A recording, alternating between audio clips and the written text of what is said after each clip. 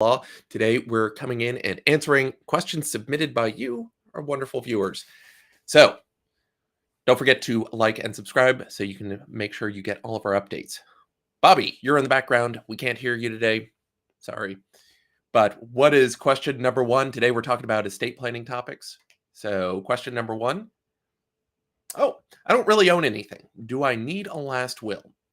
So, this is where we start thinking about when you don't own anything, do you really need anything? People get confused.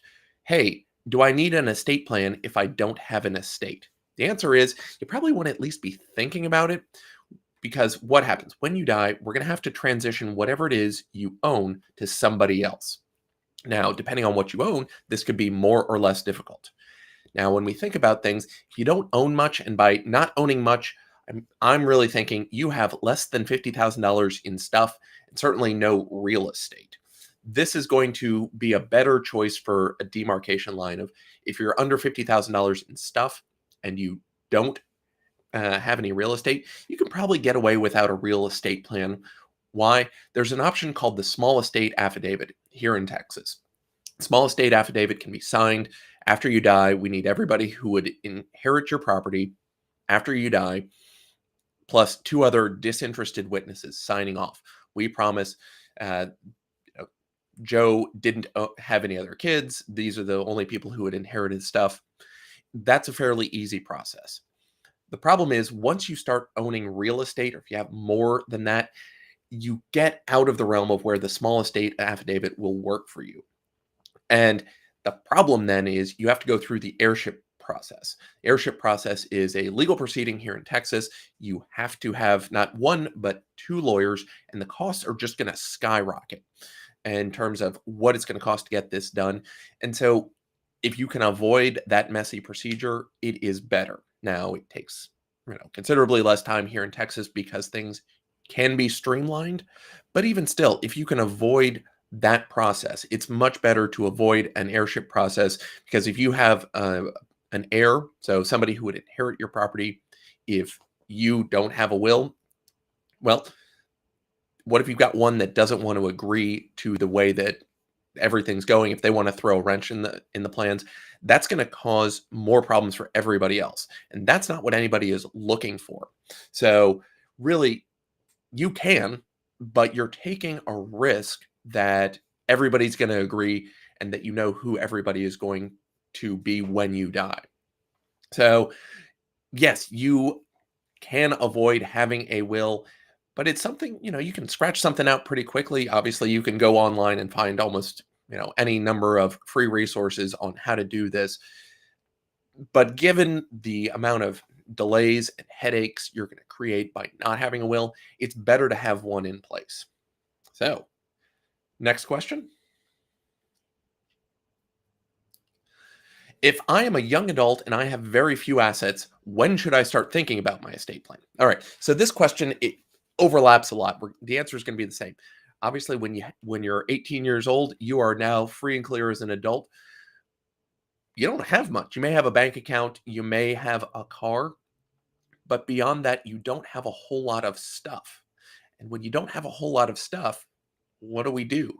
Well, again, looking to the end with the end in mind, we want to think about, all right, if you don't have very much stuff, you may be able to handle it with just beneficiary designations, probably being covered by the small estate affidavit. The trigger is going to be when you have more than $50,000 in stuff. And if you have real estate, if you own property in your own name, those are going to be the two triggers. Either one of them, it's not I have real estate and more than 50. It's you have more than 50 because then you've got enough that it's worth. You're starting to get out of the small estate affidavit land. The real estate, it's just easier for clearing title later on to know who owns what. And if you are a young adult, you may not have kids yet. The small estate affidavit, you're not always going to be able to transfer title to real property. So as the young adult, we're thinking more really about you having your powers of attorney in place. So medical power of attorney to allow somebody to make medical decisions for you, your financial power of attorney to make sure that people can help you out if you need it. Those are the big things to think about as a young adult. Now, as we start to kind of close this answer up, really, again, This overlaps a lot with the previous question. When do you start thinking about it? When you have enough stuff to be worried and it's going to cause a mess later on. That small estate affidavit is a good answer when we can fit into it, but in a lot of cases, we just can't always use that. So, the next question. If I get a divorce, do I need a totally new will? What if I have a new child? So this comes up. Occasionally, you're going to need to change your will. You're going to need to make updates because, well, things are new. Something has changed in your life. We get this question frequently. When do I need to update my documents? Certain things to think about. If the people in your life change, so here it is, people changing. Somebody has left your life, a spouse has left, somebody has come in. This is a time to at least think about it. So the easy one is the children. Now, most wills, when they're drafted by attorneys, they're going to include language that will automatically bring in later born children or adopted children, whether they're born to you and they're biologically your child, or if they're adopted by you. Most wills drafted by attorneys include the language that will pick them up. Now, some clients will say, look, we're done with kids. There's no reason to include anybody other than these. And that's fine. We So for children, we may not need that language, but for grandchildren, it'd still be something that gets picked up. In which case, most wills drafted by attorneys, you're not going to need a new one just because you've had the new child, but you may want it just sentimental reasons. You want to make sure that that child is mentioned in the will. And frequently we'll get this question, clients are calling, do we need to update our will? You don't have to, so it's not a massive rush. The same way as we want to make sure that that will is in place. But we do want to make sure that you've got that in place. And, just if something happens to you, it's not as though the kids were forgotten. This extra kid showed up and we just couldn't get around to it for 10 or 15 years. So, yes, it's important. You do want to do that when somebody has come into your life. Additionally, if somebody is coming in and you're making sure that, we want to name them as an executor, we're doing that. When somebody gets divorced, what happens? Well, Texas law will say that automatically, when somebody is divorced, everybody related to that former spouse is taken out. They're treated as being predeceased. So you don't have to worry about them not being in there. They're automatically going to be taken out, not only as potential executor or trustee, but also as a beneficiary of the will. Texas is just going to say the will's still valid, but your former spouse, their family, they're going to be taken out as beneficiaries and future fiduciaries. This is a case where you may not need a completely new will, but you want to at least take a look at it. What's going to happen under that will if somebody, if you've named all of your spouse's family as executors, it may cause some hiccups when we come to probate. We just want to make sure. Additionally, you may have family members that they were spouse's former family or your former spouse's family members that you were leaving something to, and you may still want to leave that to them. You're not married to this person anymore for whatever reason. You may want to keep their family members in as receiving benefits. This has happened before, and I wouldn't think too much about it. There's a reason for it. You pick who you pick. Well, if that's the case, you still want to come back and look at it because you're going to need to possibly re-execute the will or just somehow validate the will so that you understand that even though I'm not married to this person anymore, I still want to leave the $5,000 gift to their cousin for whatever other reason. Now, this isn't always the case. Texas, the will stays valid even after a divorce. But if you were in Oregon, I've learned from dealing with people there that when you get divorced, the will is totally tossed out. It is no longer valid. The effect of a divorce is to make that former will, even if you liked it, even if you were going to keep all the gifts in there, doesn't matter. That will is no longer valid. You do need a new will. So if you're not in Texas, check with somebody locally. If you are in Texas, the will's still valid. You're not going to die as though you didn't have a will, but the provisions probably need a check just to make sure that you've got, is this still what you want? Do we need to make some tweaks based on it? Before we go to the next question, the other reasons, well, why else would you want to check your will? So people coming into or out of your life, that's number one. Assets coming into or out of your life. If you've had, we've added this new house that is a second house, it's a ranch house. That's another reason to check. It's not well, I had 10 shares of Exxon and now I have 12 shares. If it's all in the same brokerage account, we know where that is. But, we've added significant wealth. We've had a significant decrease in our wealth. So changes in people, whether they leave or come in, that's reason number one. Assets, significant new assets coming in or significant drop in value of assets. Number two, finally, just looking at things, changes in laws. Now, a lot of the laws related to what you can do in a will don't change too much. Tax laws may be in effect on where you are, knowing right now that the estate tax exemption here in 2022 is $12.06 million per person. Good news and bad news for most of us. We're not worried about that. It's going to keep ticking up for inflation over the next few years. But when we get to 2026, under current law, that's going to drop. It's going to be about $6.5 million or so in 2026. We don't know exactly what that amount will be, but we'll have to see it when we get there. Again, that's also assuming Congress doesn't change the law between now and then. And they could very well do that. We just, no idea. So, next question.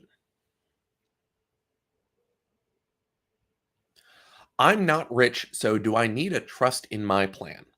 Well, lawyer answer coming. It depends. When do you want to think about having a trust in your plan? There are reasons to have trust. Many of them we think about as tax motivated. And part of the reason we think about it are, well, we want to protect future assets from tax. So if we put assets on your death into the right type of trust, they'll avoid estate and gift tax later on. But that's not the only reason to have it. The other big reason to have a trust in your plan, if you've got somebody who is a minor, well, if you leave any assets to them here in Texas till they reach age 18, they can't legally own property. So if you leave $100,000 to your 6-year-old nephew, well, he's going to have 12 years before he can get that property.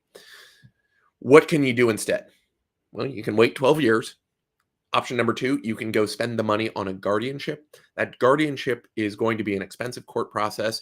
You're going to have a court checking in on you every year. What did you do with that $100,000? Was the money spent for the benefit of your nephew? Should it have been?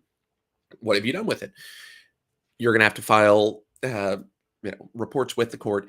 It's generally going to be an expensive process, and then once you get to age 18, presto, that guardianship's going to end, and you're going to have to turn all those assets over to the beneficiary outright. In which case, it's probably going to turn over. It's going to end up being turned into cigarettes, candy, Maseratis, and Fabergé eggs pretty quickly. And that's probably not what you had in mind. So, thinking about a trust for your beneficiaries to keep it protected from them and protected for them through later times in life. So, ways to think about it, you may want to trust just to get them up to maybe age 18, age 25 to avoid the costs of probate and guardianship. You may have it for a longer term, just through the rest of that person's life. It's not always a tax play. It may be we need to manage this for the beneficiary because they're a minor. They may be entitled to Social Security benefits, in which case, well, we want to have that in place for them so that they can manage those assets for themselves, or have them managed for them without ruining their eligibility for certain benefits. So taxes are one reason. They're a child and they can't own property is another, or we want to maintain their eligibility for government benefits. And that's going to be those are the three big reasons we think about it. Next question. So, does my family have to pay probate costs or fees to the court even if I have a will? Is there any way to avoid that? So, think about probate fees and the costs associated as two parts. You're going to have what you pay to the courts and those fees. If you've got probate fees, that's just the cost of using the court system. That's what you're paying for access to the court. It's a few $100s depending on what you're doing and what type of probate it is. Those fees are going to be set on a county by county basis. You're not going to get around that. If you've got to go through probate, whether it's because you have a will or because you don't have a will, you're going to be paying those costs as a way of getting the service of the court. Can you avoid it? There are ways of avoiding it, but it really is you've got to be impoverished and they have standards for it. It's not just, you know what, I don't want to pay this few $100s. It's we literally can't afford to get this done and we need to avoid paying that. At that point, yes, you do have to pay it. Or if you qualify, you can avoid those costs. So it really is, yes, you're going to be paying the filing fees to deal with the court, even if you have a will.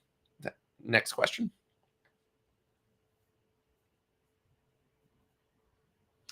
How much money will I actually save by doing a will ahead of time instead of dealing with it after somebody dies?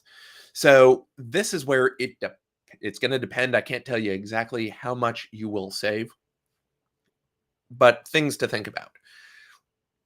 If you die without a will and you manage to sneak in through and qualify as somebody who can use the small estate affidavit, you're probably not going to be saving much. That's one of the problems with the small estate affidavit, or one of the wrinkles. You can't have a last will. You specifically must die without a last will for that to work. And so you're trying to thread a needle on that small estate affidavit. The filing fees, I think, are here in Harris County around $700 or so for that, which is more than a normal probate. But what you're doing is you're going in once, you're filing that, and then you're basically done once the court approves that. In a lot of cases, though, if you don't fit into the small estate affidavit, then you're looking at that full heirship process. It's requiring that you have not one, but two attorneys involved at least to get this going. And easily, you're looking at 10 times the cost on an heirship instead of a probate. This also is just saying, that's just your costs and fees associated with getting through the probate process. What it's not doing is addressing, well, what happens if we've got to pay more taxes? If you're somebody, for example, a non-resident alien, I mentioned the $12.06 million, that's the estate tax exemption. That is for citizens and residents of the United States only. If you don't live here, but you happen to own property and you're not a citizen, so here in Texas, we border Mexico. It's not uncommon for people for Mexican citizens to own small apartments in Houston or Dallas or San Antonio, places to come up, places to stay when they're here. Well, they don't have a $12.06 million estate tax exemption. Their exemption is $60,000. So if they die without having done any estate tax planning, and that little apartment is worth $300,000, guess what? They're over the limit by about $240,000.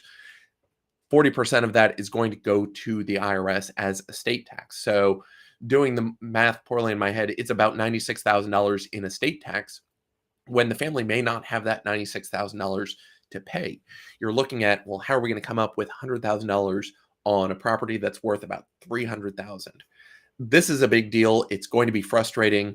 So worry not only about the cost of probate, which can be 10 times what it would be conservatively if you did have a will, but also the other costs and fees you're not anticipating. How are you going to pay an estate tax bill if you don't even know it's coming?